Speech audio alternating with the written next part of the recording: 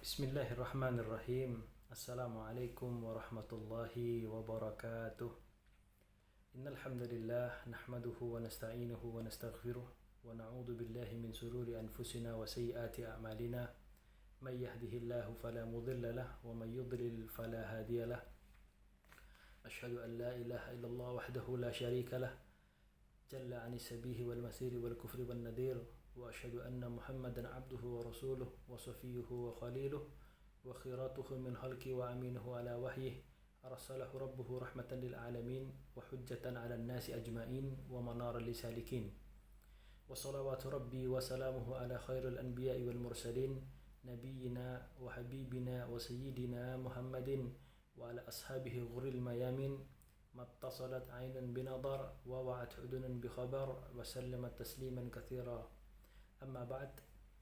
Alhamdulillah, kita dipertemukan kembali oleh Allah Subhanahu wa taala di channel kita ini, di mana channel ini kita khususkan untuk membahas sirah nabawiyah sallallahu alaihi wasallam yang qadarullah ana pribadi baru bisa mengupload kembali video-video tentang sirah nabawiyah karena ada beberapa kesibukan-kesibukan yang mau tidak mau harus ana kerjakan selama ini. Alhamdulillah, puja dan puji syukur kita kepada Allah Tabaraka wa Ta'ala yang karena nikmatnya, yang karena nikmat kesehatan yang telah Allah berikan kepada kita, kita bisa meluangkan waktu untuk beraktivitas, untuk beribadah kepadanya. Salawat serta salam tidak lupa kita junjungkan kepada baginda kita, Nabi besar kita Muhammad ibn Abdullah sallallahu alaihi wasallam yang dengan hidayah yang beliau berikan kepada umat melalui malaikat Jibril alaihi salam dari Allah Rabbul Alamin, kita bisa mengetahui mana yang hak dan mana yang batil, mana yang itu adalah hal-hal yang wajib untuk kita lakukan dan mana hal-hal yang wajib kita jauhi, mana maksiat, mana ibadah, mana sunnah, mana bid'ah. Itu juga kita harus bersyukur kepada Allah yang pertama dan kemudian kepada Rasulnya sallallahu alaihi wasallam, di mana beliau telah meninggalkan umatnya dengan perkara-perkara yang jelas, yaitu kitab Allah wa sunnah, dan kitab Allah dan sunnahnya.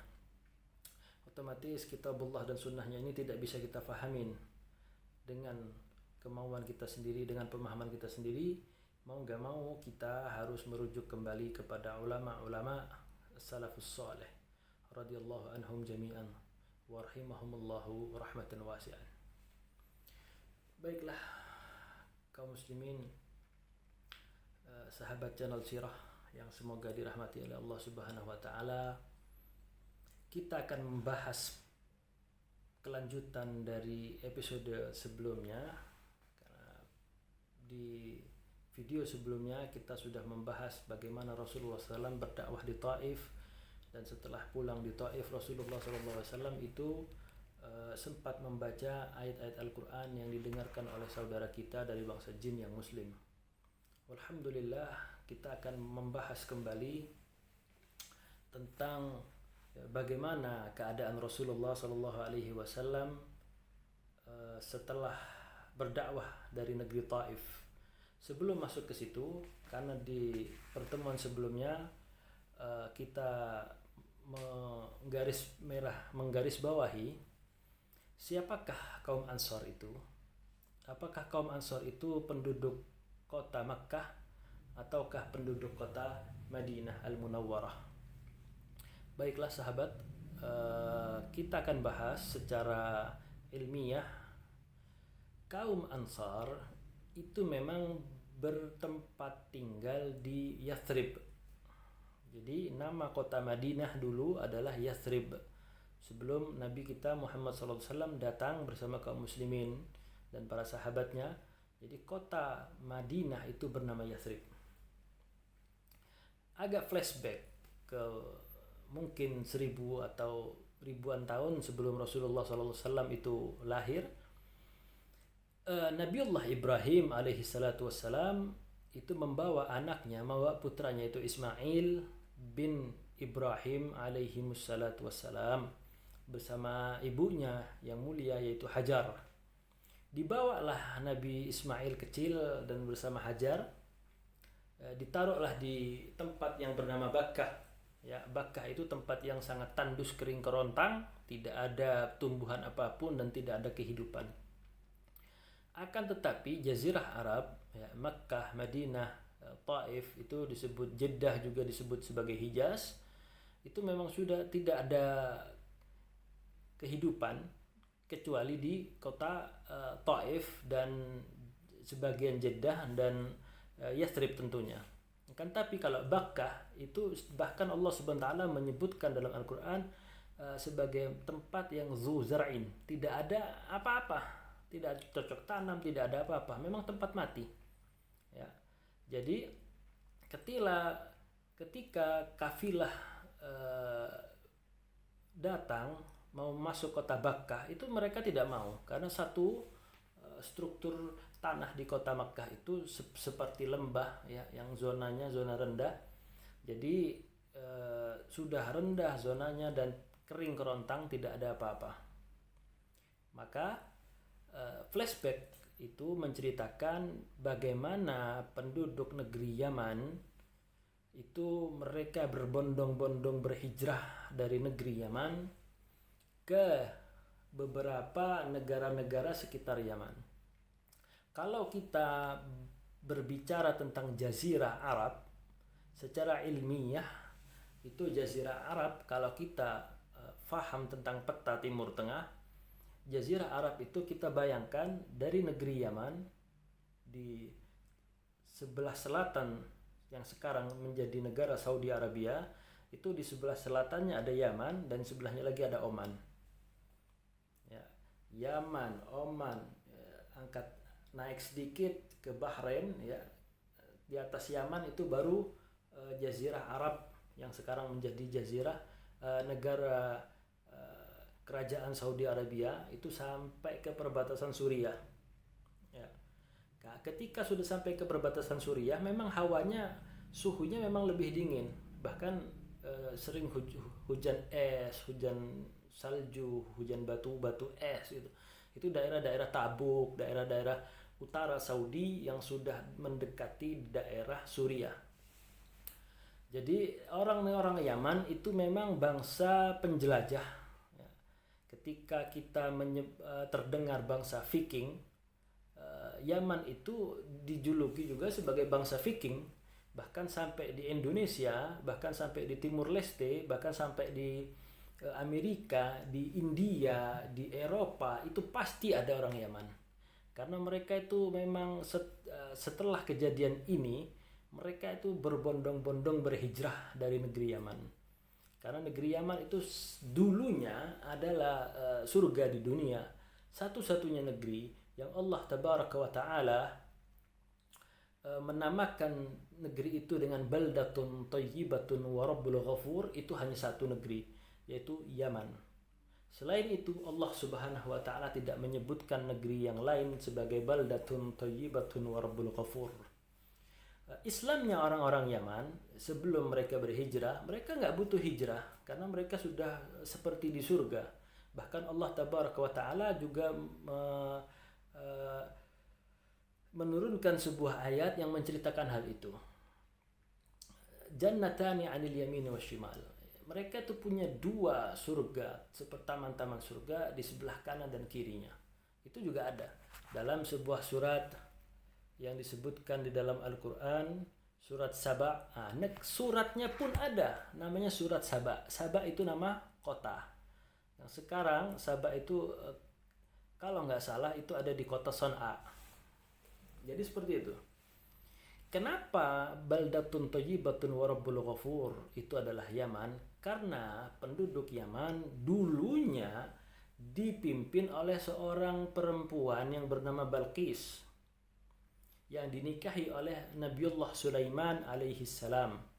Ketika Nabiullah Sulaiman alaihi salatu wassalam, ya, mencari seekor burung yang tidak hadir ketika pertemuan, maka Nabi Sulaiman bertanya, dan ini sudah termaktubkan di dalam Al-Quran dan sudah sangat menyebar beritanya, menyebar sejarahnya, kita bisa perdalami sendiri. Ini hanya sekedar flashback untuk mereview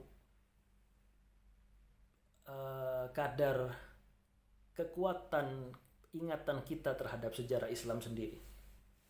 Jadi ketika Hudhud itu tidak ada, kemana Hudhud, kata Nabiullah Sulaiman alaihi salam.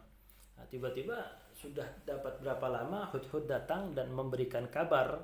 Nah, dengan kabar itu burung Hudhud ini tidak jadi dihukum oleh Nabiullah Sulaiman alaihi salam, karena Nabiullah Sulaiman ini salah satu-satunya nabi yang diberikan kekuatan oleh Allah tabaraka wa taala berupa apapun, berupa pasukan apapun, jin, angin, hujan, itu semua adalah tentara-tentara Nabi Allah Sulaiman. Bahkan binatang itu juga tentaranya Nabi Allah Sulaiman alaihi salam.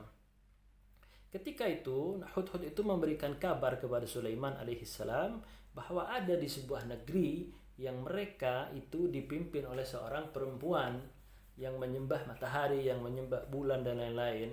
Akhirnya Nabi Allah Sulaiman alaihi salam di depan pertemuannya dia mengatakan, siapa yang sanggup untuk mendatangkan singgasananya Balqis itu.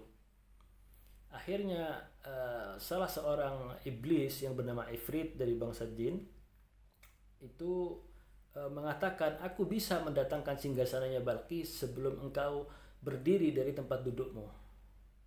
Memang kemampuan jin, kemampuan iblis itu memang di atas kemampuan manusia, tapi kita sebagai manusia adalah khalifah bagi mereka. Maka tanda tanya ketika kita itu takut dengan jin, ketika kita itu takut dengan iblis, itu tanda tanya tentang keimanan kita. Bagaimana kita takut dengan mereka sedangkan kita diciptakan oleh Allah tabaraka wa taala sebagai khalifah di muka bumi ini. Waliyadu billah. Ifrit berkata, sebelum engkau berdiri dari tempat dudukmu, aku sanggup mendatangkan singgasananya Balqis. Akan tetapi Allah di sini ingin menunjukkan bahwa kekuatan iblis, kekuatan jin, kekuatan Ifrit tadi tidak sebanding dengan kekuatan orang ahli ilmu. Yang bisa mendatangkan singgasana Balqis dalam sekedip mata itu adalah orang ahli ilmu. Sebelum kau berkedip wahai Sulaiman, aku bisa datangkan singgasananya. Akhirnya didatangkan singgasananya sebelum Nabiullah Sulaiman berkedip. Ketika itu diundanglah Balqis oleh Ratu Yaman ini, Ratu negeri Sabak ini, diundang untuk memenuhi undangan Sulaiman alaihissalam. Dan saking mewahnya bangunan Sulaiman, istananya Sulaiman, dia anggap bahwa dia ini sedang menginjak air, padahal itu bukan air, itu lantai. Dari bening dan gemerlapnya lantai kerajaan Sulaiman alaihissalam, dia sampai menyingkap bajunya karena takut basah, padahal itu nggak basah. Jadi Allah subhanallahil azim, Nabiullah Sulaiman menguasai kerajaan yang tidak pernah akan dikuasai oleh orang-orang setelahnya dan sebelumnya. Kekuasaan itu hanya Allah tabaraka wa ta'ala berikan kepada beliau sebagai Nabi Allah tabaraka wa ta'ala. Dengan pernikahan Nabi Allah Sulaiman dan Balqis, maka penduduk negeri Sabah itu menjadi Islam, mengikuti agama Allah tabaraka wa ta'ala. Makanya dalam surat Sabah ayat ke-15 sampai ke-17 Allah Subhanahu wa taala berfirman, laqad kana li saba'in maskinahum ayah. Sesungguhnya bagi kaum Sabah ada tanda-tanda kekuasaan Allah di tempat kediaman mereka. Jannatani 'anil yamini wasyimal. Dua buah kebun di sebelah kanan dan kiri. Dan dikatakan kepada mereka, kulu mir rizki rabbikum washkurulah. Makanlah ya rezeki yang dari Tuhanmu ini dan bersyukurlah. Baldatun thayyibatun wa rabbul ghafur. Negerimu adalah negeri yang baik dan Tuhanmu adalah Tuhan yang Maha Pengampun. Akan tetapi ayat Allah itu tidak berhenti sampai di sini. Kalau negeri Yaman itu penduduknya beragama Islam, beriman kepada Nabi Allah Sulaiman dan ajaran yang dibawa oleh beliau, maka penduduk Yaman tidak akan berhijrah berbondong-bondong ke pelosok dunia. Ya. Makanya kenapa mereka berbondong-bondong berhijrah ke berbagai negeri-negeri bahkan termasuk Eropa? Kalau kita terdengar bangsa Viking, Viking itu ternyata memang orang-orang keturunan Eropa Utara ya yang sudah mendekati kutub. Ya, itu memang hidupnya di tempat dingin, terkenal sebagai bangsa yang ganas, yang hobinya memang perang dan menumpahkan darah, mau itu agama apapun. Karena agama bangsa Viking itu adalah dinamisme, animisme, ya dewanya satu tapi banyak banget sesembahan-sesembahan yang lain. Itu bangsa Viking. Kenapa disebut bangsa Viking? Karena hobinya memang berjelajah, menjelajahi dunia. Begitu juga disebutkan orang-orang Yaman itu disebut sebagai bangsa Viking juga. Karena memang mereka itu menyebar ke seluruh pelosok negeri, termasuk di Indonesia yang kita cintai ini. Banyak keturunan-keturunan orang Arab Yaman itu memang mereka datang ke Indonesia dari Yaman. Kakek-kakek kita dulu itu memang bukan dari Arab Saudi, akan tapi dari Yaman yang mereka ikut berhijrah karena susahnya kehidupan di sana. Lihatlah ketika Allah Tabaraka wa Ta'ala mengadab sebuah kaum, sebuah wilayah yang sudah berlalu ribuan tahun, akan tapi sampai sekarang dampaknya itu masih. Inilah kita nih harus bisa pintar-pintar mencari ibrah, mencari i'tibar, pembelajaran buat kita tentang sejarah-sejarah umat-umat yang terdahulu yang sudah mendahului kita. Bagaimana Allah Subhanahu wa taala mengubah Yaman dari baldatun thayyibatun wa rabbul ghafur menjadi tempat yang tidak ada apa-apanya. Kenapa Allah turunkan azab kepada negeri Sabah? Fa'aradu fa'arsalna alaihim sailal aram. Ya, maka mereka berpaling dari agamaku, kata Allah Tabaraka wa Ta'ala, maka kami datangkan kepada mereka banjir bandang. Fa'arsalna alaihim sailal aram. Ya. Jadi banjir bandang itu Allah Subhanahu wa Ta'ala turunkan, kirimkan dan menghancurkan sebuah bendungan yang sampai detik ini ada di negeri Yaman, yaitu yang bernama Sa'dul Ma'rib, bendungan Ma'rib. Ma'rib itu nama kota di Yaman. Seperti kita ketahui, Yaman itu ada San'a, ibu kota, ada Hadramaut, ada Tarim, dan ada Ma'rib, dan berbagai macam kota yang lain. Ma'rib itu sampai sekarang ada bendungannya.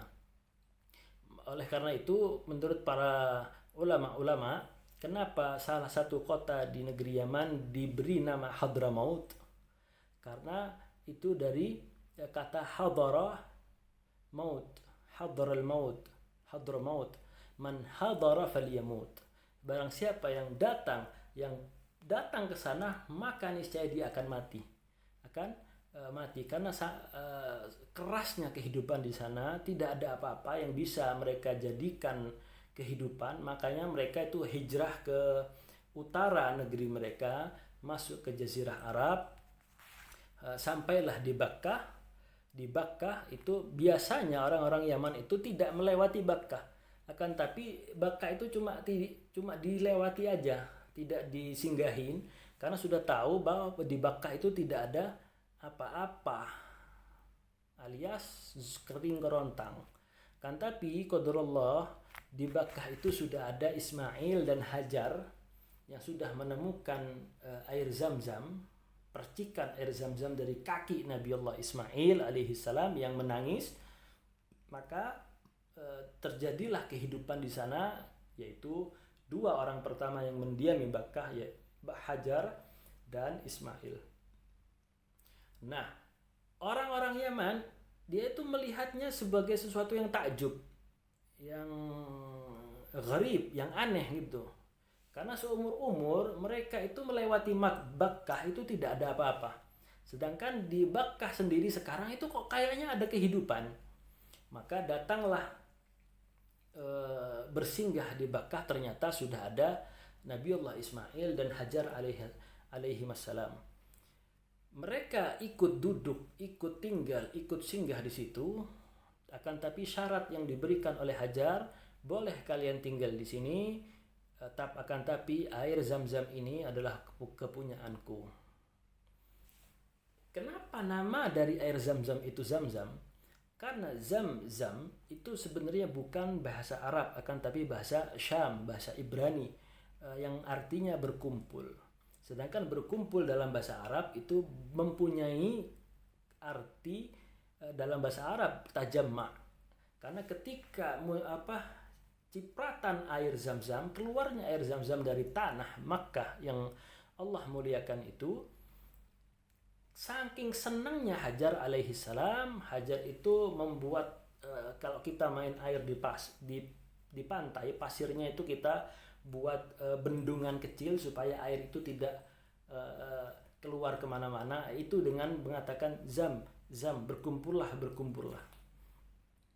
Akhirnya qabilah yang mempunyai nama qabilah Bani Jurhum, dan Jurhum ini adalah salah satu qabilah tua Yaman yang sampai sekarang ada, bahkan di Indonesia pun ada.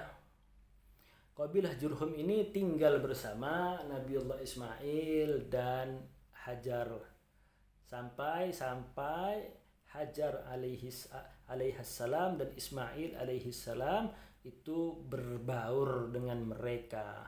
Orang-orang Yaman berbicara dengan bahasa Arab, Ismail dan ibunya Hajar itu berbicara dengan bahasa Ibrani, bahasa Syam. Beda bahasa mereka, akan tetapi dengan berbaurnya Ismail, dengan berbaurnya penduduk negeri Yaman dengan berbahasa Arab, bahkan setelah Ismail alaihissalam itu dewasa, menikahlah Ismail alaihissalatu wassalam dengan seorang wanita dari kabilah Bani Jurhum, kalau nggak salah namanya Sayyidah binti Mudad al-Jurhumi, ya, tidak dikaruniai anak.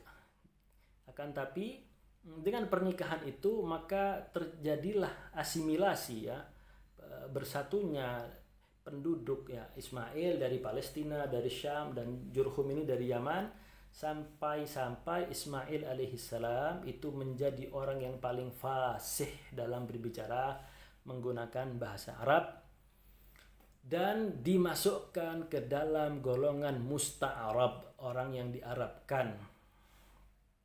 Dari pernikahan Ismail dan Sayyidah binti Mudad al-Jurhumi itu tidak dikaruniai anak, karena qadarullah Sayyidah binti Mudad al-Jurhumi ini adalah perempuan yang tidak solihah. Ketika itu Nabiullah Ibrahim sudah bertahun-tahun ingin datang menjenguk anaknya, dan anaknya tidak ada di rumah. Perjalanan sudah jauh, ya, dari Palestina ke Makkah sampai ke rumah Ismail, mencari-cari Ismail. Oh, itu rumah Ismail sebelah sana mungkin. Jadi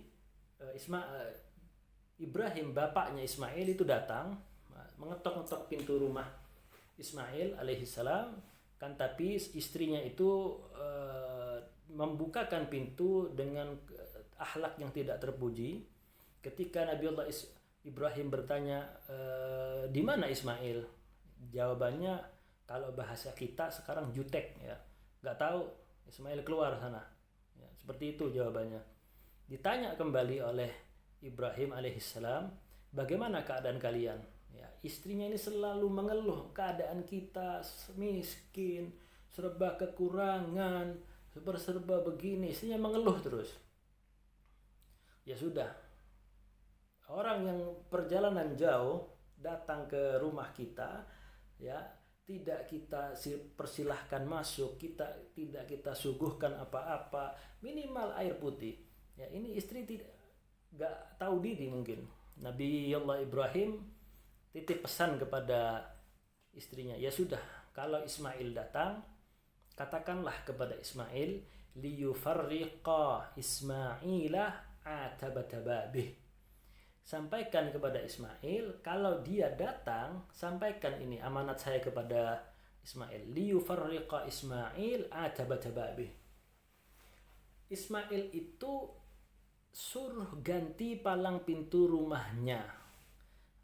Istri yang tidak solihah itu otomatis istri yang tidak pintar terhadap agama. Jadi bahasa-bahasa itu adalah bahasa-bahasa kinayah yang mengartikan, orang-orang Arab mengartikan zaman dahulu atabatababih itu palang pintu rumahnya. Jadi istrinya bengong mungkin. Ismail suruh ganti palang pintu rumahnya kan, tapi palang pintu itu diartikan sebagai istri. Karena Ismail seorang nabi dan Ibrahim juga bapaknya para anbiya, juga nabi, maka Ismail itu mempunyai keterikatan hati. Datanglah Ismail, pulang Ismail tanya kepada istrinya, apakah ada orang yang datang ke sini? Iya, ada tadi orang tua datang ke sini menanyakan bagaimana hidup kita. Terus kamu jawab apa? Saya jawab, hidup kita ini penuh kekurangan, Pak, selalu miskin, selalu seperti ini, selalu seperti ini, A sampai Z sudah. Kemudian apa? Gak kamu tawarin makan, gak kamu tawarin minum. Oh, gimana kita mau makan, gimana kita mau minum, memberikan mereka tamu kita minum, kita aja hidup susah. Akhirnya apa, ada pesan terhadapku? Ada. Apa pesannya? Liyufarriqa Ismail atabatababih. Oh, jadi seperti itu pesannya. Ya. Itu yang datang adalah ayahku dan memerintahkan aku untuk mentalakmu. Karena kamu perempuan yang tidak salihah, tidak bersyukur kepada Allah Tabaraka wa Ta'ala, dan tidak bersyukur kepada suamimu. Maka diceraikan Sayyidah binti Mudad al-Jurhumi. Dan di pernikahan yang kedua, Ismail itu menikah dengan qabilah dari Jurhum juga, yang bernama Ammarah binti Mudad al-Jurhumi al-Yamani. Menikahlah dengan Ammarah binti Mudad al-Jurhumi. Nama bapaknya sama kan, tapi beda orang. Ismail keluar sedang berburu, sedang mencari nafkah. Kemudian datanglah Ibrahim alaihi salatu wassalam kepada tempat tinggal Ismail. Bagaimana keadaan kalian? Dipersilahkan masuk oleh istrinya yang bernama Ammarah binti Mudad al-Jurhumi, kalau nggak salah ya. Karena sirah itu sangat berkaitan dengan nama ini, nama itu, nama ini, nama itu. Jadi ana mohon maaf ketika ada salah sebut. Dipersilahkan masuk oleh istri yang kedua. Kemudian Nabiullah Ibrahim alaihi salatu wassalam dipersilahkan masuk, ditawarin makan, ditawarin minum dan lain sebagainya. Bagaimana keadaan kalian? Tanya Ibrahim alaihi salam kepada istri Nabi Ismail yang kedua. Dijawab oleh istri yang salihah, alhamdulillah keadaan kami dicukupi oleh Allah Subhanahu wa Ta'ala. Apakah kau butuh sesuatu? Kalau kamu memang butuh untuk ketemu dengan Ismail, maka aku akan susul Ismail, akan aku jemput Ismail untuk mengabarkan bahwa ada tamu di rumah. Oh, enggak apa-apa, saya cuma ingin tanya kabar kamu. Ya sudah, sampaikan amanatku, sampaikan salamku kepada Ismail, liyamsika Ismail atabatababih. Ya, liyamsika Ismail atabatababih, agar Ismail itu memegang erat palang pintu rumahnya, yaitu istrinya. Begitu Ibrahim alaihi salatu wassalam pulang, maka Ismail datang bertanya kembali, apakah ada orang? Ada orang. Kamu persilahkan masuk. Iya, aku persilahkan masuk. Aku tawarin makan, aku tawarin minum. Kemudian apa yang dia tanyakan? Dia tanyakan bagaimana kehidupan kita.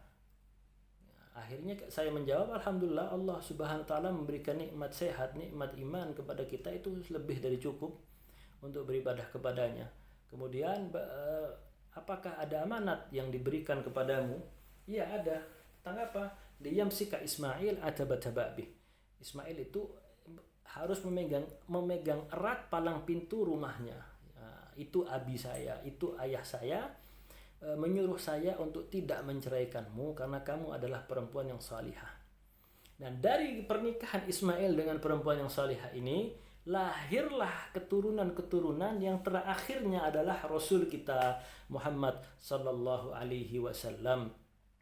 Maka dari itu Rasulullah SAW ketika kita di pertemuan yang pertama membahas tentang nasab Nabi kita yang mulia, itu adalah Muhammad bin Abdullah bin Abdul Muttalib bin Hashim bin Abdi Manaf bin Qusay bin Kilab bin Murrah bin Ka'ab bin Lu'ay bin Ghalib bin Fihr bin Malik bin Nadar bin Kinana bin Khuzaimah bin Mudrika bin Ilyas bin Mudar bin Nizar bin Ma'ad bin Adnan. Wahwa, dan Adnan itu min waladi Ismail bin Ibrahim alaihi salatu wassalam.